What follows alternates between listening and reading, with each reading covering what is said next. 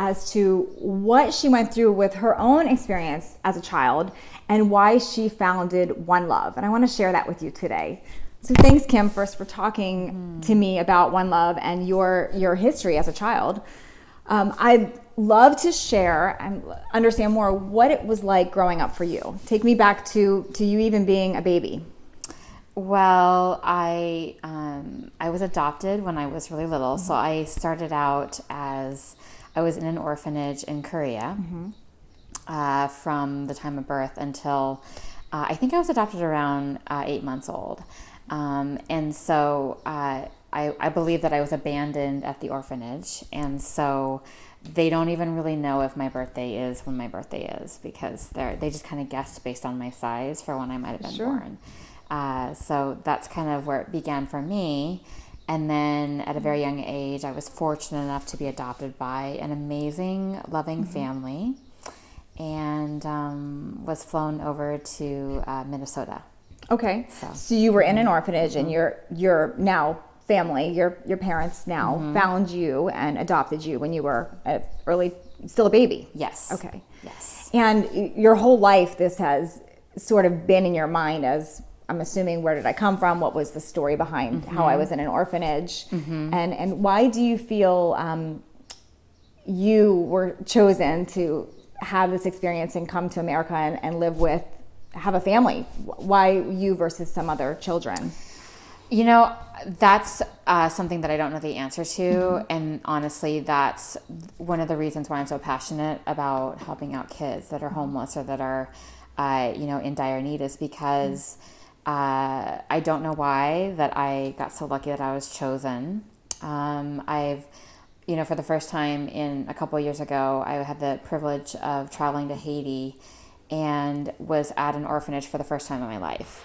And the emotions that I felt were so raw and so human because for the first time I had never really thought about it. I just went through life. I've had a very, very good childhood, a very amazing, blessed and abundant life. And for the first time in that space, I felt, I realized that could have been me. There was, there was young adults there, age 16 to 18, as well as little tiny infants in this orphanage we went to several times. And I just, the girls who were 16 or 17 or 18 had grown up from being infants in that orphanage. And so I was very in touch with the fact that could have been me. And just, I felt so, I was very empowered to want to make a difference, knowing that there's no rhyme or reason sometimes to why someone's picked. You're just picked or you're not picked. And so I feel very fortunate that I got to live into the life that I have right now, and which is why I want to, I want my time and my efforts to go towards what will help other kids. So your trip to Haiti and your experience as a child and what you had thought about up until your adult life really triggered you to want to create something to give back, right? Correct. And that's why you founded One Love, which talk to me more about One Love and who that is reaching out to.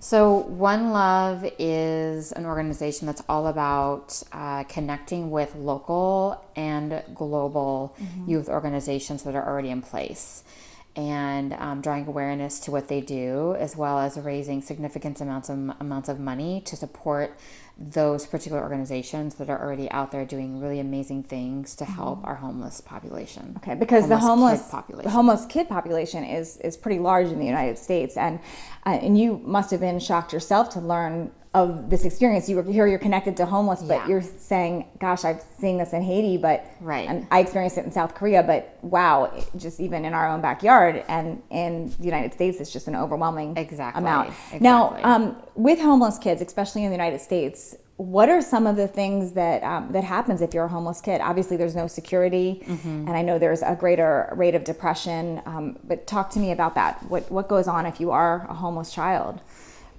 If you're a homeless child, I guess for me, the bottom line that touches me most is that you don't get the opportunity or the love that you might get otherwise. and this is of course speaking from my own experience, but you know, when your day, you know, for me, my day is about, you know, when I'm going to take my next yoga class, what I'm going to wear today, which yoga pants I'm going to choose, when do I get my coffee treat that I treat myself to. Whereas if you're a homeless, you know, child, you're concerned about what I'm going to eat, what am I going to eat for dinner, where am I going to sleep tonight. Things that you wouldn't expect a child to have to be thinking about. Exactly. Or actually, you know, no one, you don't wish that upon anybody, but unfortunately that's just the way the world is. And so, you know, the purpose of One Love is to truly get more people involved in making a difference for local youth as well as global youth. So when somebody supports One Love directly, where does that money specifically go? Well, it depends on what we have going on at the time. So for the most part, overall, the money would go to One Love, and we would use it to support different causes that we're working on. Right now, we're connected with an organization called Monarch School Project, and Monarch School is a local school in San Diego downtown.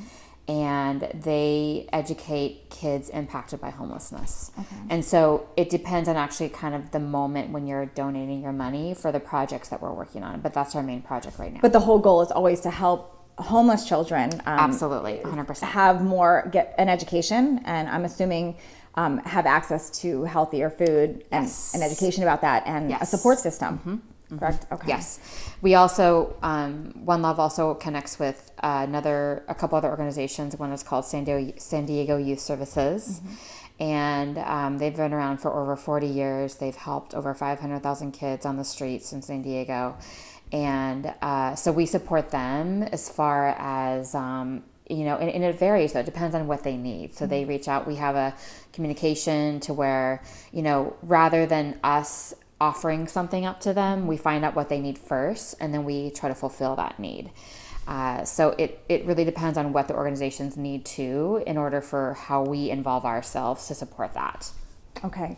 So in your experience, working with these children, you've probably one-on-one had some interaction with them. Anything that stands out, a story of how your organization has helped to change somebody or inspire them? Anything that you could share there? Yeah, you know, I went to Cambodia this past year, and we went to an organization called Cambodian Children's Fund, and it was absolutely fascinating.